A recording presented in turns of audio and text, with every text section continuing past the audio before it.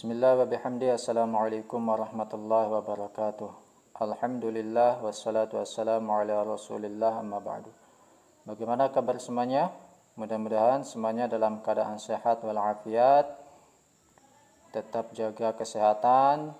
Jangan lupa untuk selalu menggunakan masker atau pelindung wajah ketika keluar dari rumah. Rajin-rajinlah untuk mencuci tangan dan jaga jarak minimal 1 meter.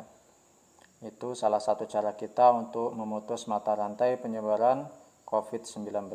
Apabila penyebaran COVID ini sudah tidak ada lagi, maka kita akan bisa melakukan pembelajaran secara tatap muka seperti biasa.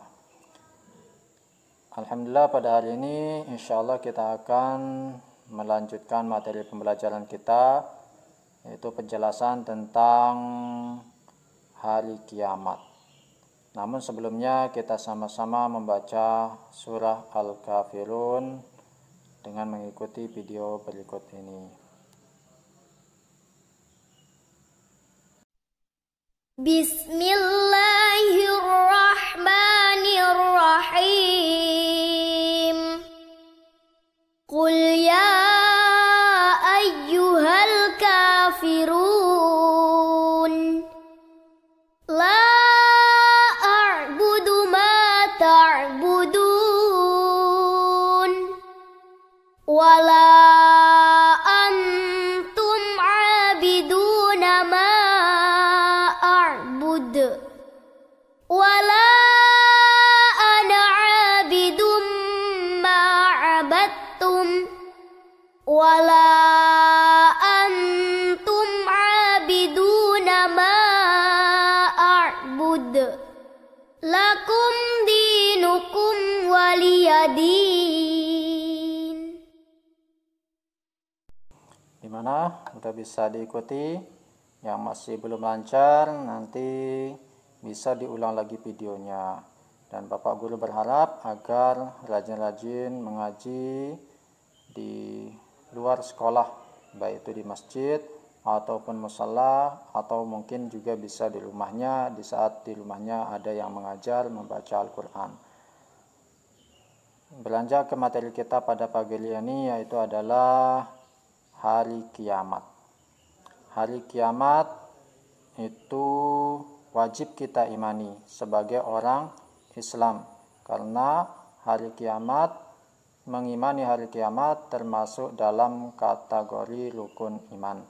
Rukun iman itu ada 6. Yang pertama iman kepada Allah, yang kedua iman kepada malaikat-malaikat Allah, yang ketiga iman kepada kitab-kitab Allah, yang keempat iman kepada nabi dan rasul Allah, yang kelima beriman kepada hari kiamat, yang keenam beriman kepada takdir Allah. Jadi hari kiamat, beriman kepada hari kiamat itu termasuk dalam rukun iman yang kelima.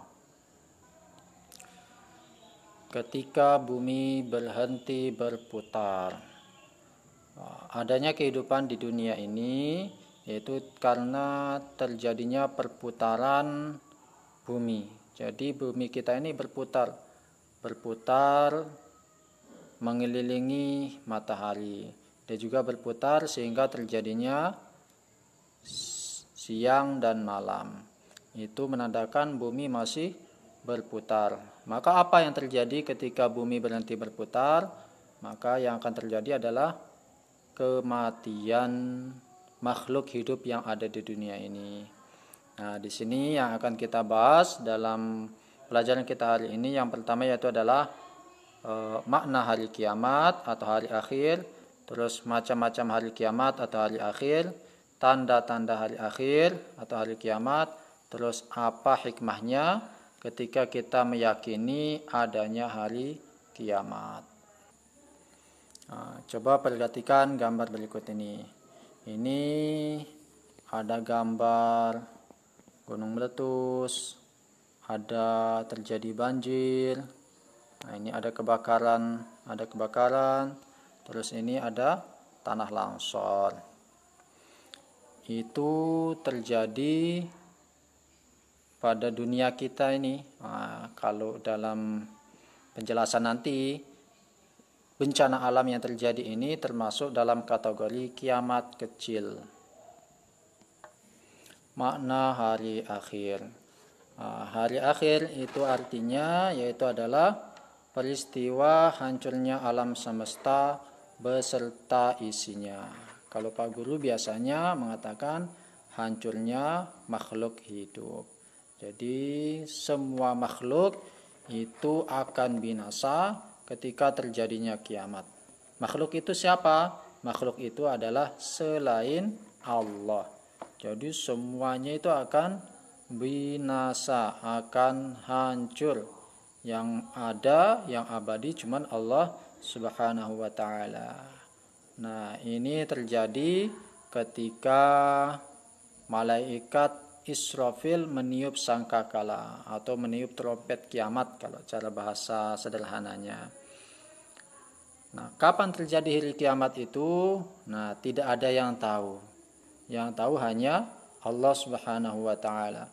Bahkan Rasulullah, Nabi Muhammad pun tidak tahu. Pernah suatu ketika Nabi Muhammad ditanya, "Mata sa'ah?" ditanya, "Kapan terjadinya kiamat?" Maka beliau menjawab, orang yang bertanya lebih tahu ketimbang yang ditanya. Karena Rasulullah tahu yang bertanya itu adalah malaikat Jibril, tapi berubah wujudnya menjadi manusia dan menanyakan kepada Nabi kapan terjadinya kiamat. Jadi kiamat itu tidak ada yang tahu hanya Allah Subhanahu wa ta'ala. Maka dikisahkan dulu ketika terjadi mendung atau angin yang agak kencang saja, hujan angin pada zaman Nabi, maka para sahabat dan Nabi pun segera datang ke masjid untuk minta perlindungan dari Allah agar terlindung dari yang namanya kiamat. Nah, percaya kepada hari kiamat seperti Pak Guru katakan tadi itu termasuk dalam rukun iman yang kelima. Nah, pada hari kiamat itu manusia atau makhluk hidup semuanya akan dimatikan. Setelah dimatikan maka akan dibangkitkan kembali dan dikumpulkan di padang mahsyar. Dan di sana akan diminta pertanggungjawaban apa saja yang diperbuat selama hidup di dunia ini. Kalau yang diperbuat di dunia ini bagus, baik, maka di padang mahsyar dia akan mendapatkan kebaikan-kebaikan, kemudahan-kemudahan. Tetapi kalau yang dilakukan keburukan, maka yang akan ditemukan juga keburukan. Kebaikan apa yang akan didapatkan?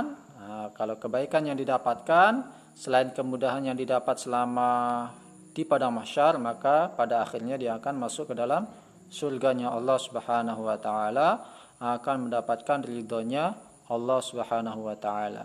Sebaliknya kalau dia melakukan keburukan-keburukan selama di dunia ini, maka di padang mahsyar dia akan mengalami kesulitan, dan pada akhirnya dia akan masuk ke dalam neraka jahanam, na'udzubillah summa na'udzubillah. Yang paling parah lagi akan dimurkai oleh Allah atau tidak diridhoi oleh Allah Subhanahu wa ta'ala.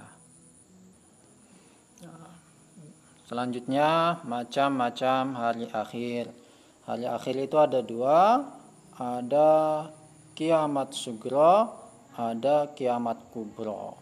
Nah, kiamat sugro itu maksudnya adalah kiamat kecil, sedangkan kiamat kubro yaitu adalah kiamat besar. Nah, apa itu kiamat kecil? Yaitu hancurnya alam semesta di sekitar kita. Nah, ini contohnya gunung meletus, gempa bumi, tsunami, air bah, banjir bandang. Nah, itu semua termasuk kiamat kecil. Terjadinya bencana, kalau di tempat kita mungkin di sini ada kebakaran hutan, adanya asap. Kalau sekarang ini musim wabah virus, ini termasuk dalam kategori kiamat kecil yang bisa datang kapan saja dan di mana saja. Yang terpenting adalah apa yang kita persiapkan untuk menghadapi kematian kita. Jadi itu kiamat kecil. Kiamat kecil ini biasanya terjadi karena keperbuatan manusia, kecerobohan manusia. Seperti misalnya kalau terjadinya banjir atau tanah longsor, itu akibat penebangan hutan tanpa perbaikan. Jadi nebang hutan dibakar ya, itu bisa menyebabkan tanah longsor maupun banjir. Kita tidak menjaga kebersihan, buang sampah sembarangan juga bisa menyebabkan terjadinya banjir. Nah, ini disebabkan oleh perbuatan manusia. Sedangkan kiamat besar yaitu adalah hancurnya alam semesta ini beserta isinya. Matahari akan hancur, planet bumi akan hancur, planet-planet yang lain juga akan hancur karena dia bertabrakan, tidak berjalan pada tempatnya. Di saat terjadi kiamat besar ini tidak ada yang bisa terlepas lagi, tidak akan bisa menghindar. Beda dengan kiamat kecil. Kalau kiamat kecil misalnya terjadi banjir, kita bisa naik ke tempat yang agak tinggi. Terjadi kebakaran, kita bisa berlindung. Tapi di saat kiamat kubro, maka kita tidak bisa berbuat apa-apa lagi. Cuman dikisahkan bahwa yang akan menemui kiamat besar ini adalah orang-orang yang tidak beriman. Karena orang-orang yang beriman telah dimatikan terlebih dahulu. Nah, kita ini kemungkinan akan menemui kiamat besar mungkin akan jauh dari kiamat besar. Tapi yang perlu kita hati-hati yaitu adalah kiamat kecil. Karena kiamat kecil itu bisa datang kapanpun dan kepada siapapun.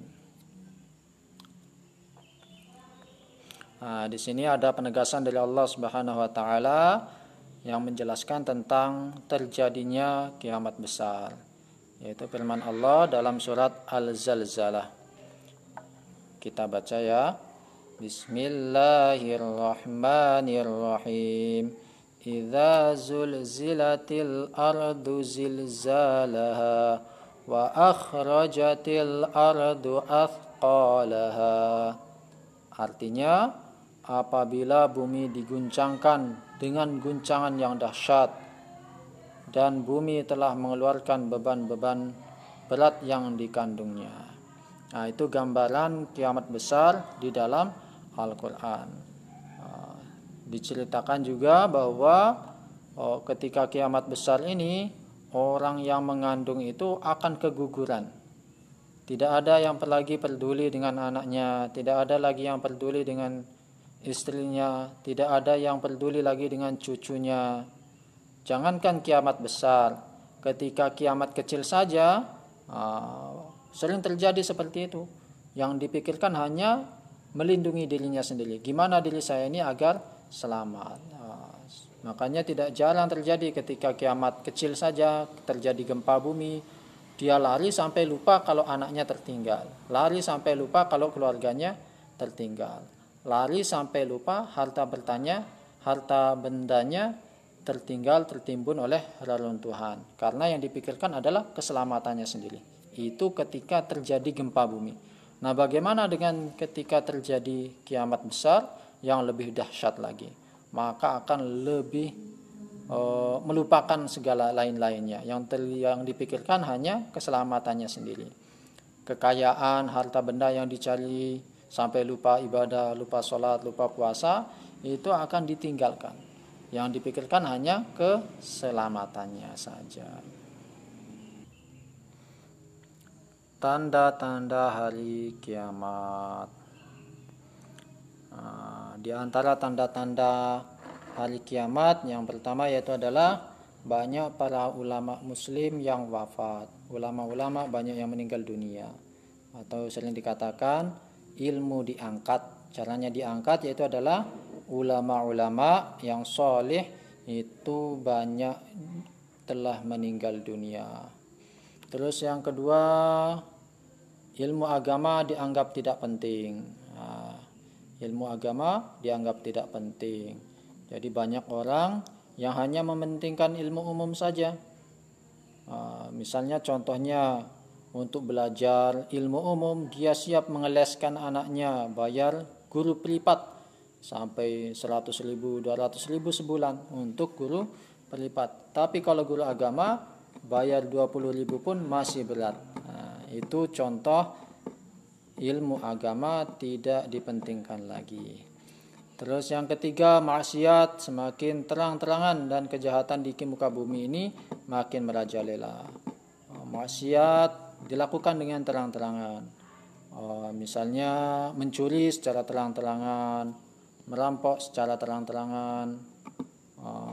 Terus misalnya yang sekarang ini yang marak ini minum-minuman keras secara terang-terangan. Itu termasuk tanda hari kiamat. Terus yang keempat, banyak laki-laki yang berperilaku seperti perempuan atau sebaliknya perempuan berperilaku seperti laki-laki.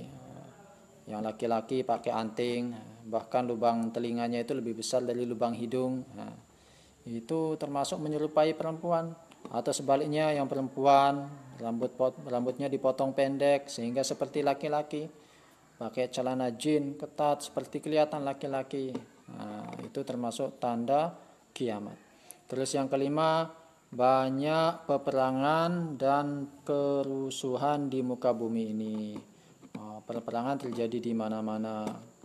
Kalau dulu pernah terjadi ada perang dunia kedua, terjadi peperangan. Yang sekarang ini masih berperang ini di Palestina. Itu terjadi peperangan. Atau terjadi kerusuhan, sedikit masalah saja terjadi kerusuhan. Terus yang keenam, minuman keras dan barang terlarang bebas beredar sehingga menimbulkan tindakan kriminalitas yang merajalela. Terus yang ketujuh, munculnya orang-orang yang mengaku sebagai nabi atau rasul. Ini sudah terjadi semua. Hampir semua tanda-tanda ini terjadi.